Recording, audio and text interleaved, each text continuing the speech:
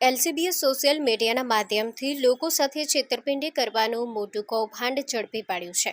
Facebook પર ખોટા નામે એકાઉન્ટ બનાવી સોનાના બિસ્કિટ અને નકલી નોટોના બહાને નિર્દોષ લોકોને લૂંટવાની પેરવીમાં રહેલા 2 શખ્સોની ધરપકડ કરવામાં આવી છે। મળતી માહિતી મુજબ આરોપીઓ ઇમરાન સુમરા અને Mohsin Sumra social media platform Facebook પર સક્રિય હતા। તેઓએ પોતાની ઓળખ છુપાવવા માટે હાર્દિક પટેલ અને વિજય સોની જેવા નામોના ફેક પ્રોફાઇલ બનાવ્યા હતા।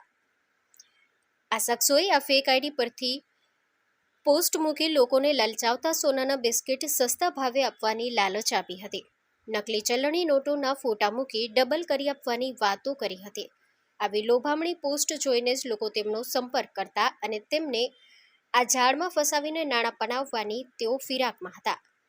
જો કે કોઈ મોટી છેતરપિંડી આચરે તે પહેલા જ એલસીબીની ટીમે બાતમીના આધારે આ બંને શખ્સોને દબોચી લીધા છે। એલસીબીએ આ ઓપરેશનમાં ટેકનિકલ સર્વેલન્સ અને હ્યુમન ઇન્ટેલિજન્સનો ઉપયોગ કરી સફળતા મેળવી છે।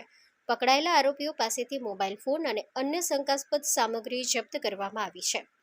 સોશિયલ મીડિયા પર સસ્તા સોના કે નોટો ડબલ કરવાની લાલચ આપતી પોસ્ટથી સાવધ રહેવું। કોઈપણ અજાણી વ્યક્તિ સાથે નાણાકીય વ્યવહાર કરતા પહેલા તેની સત્યતા તપાસી લેવી।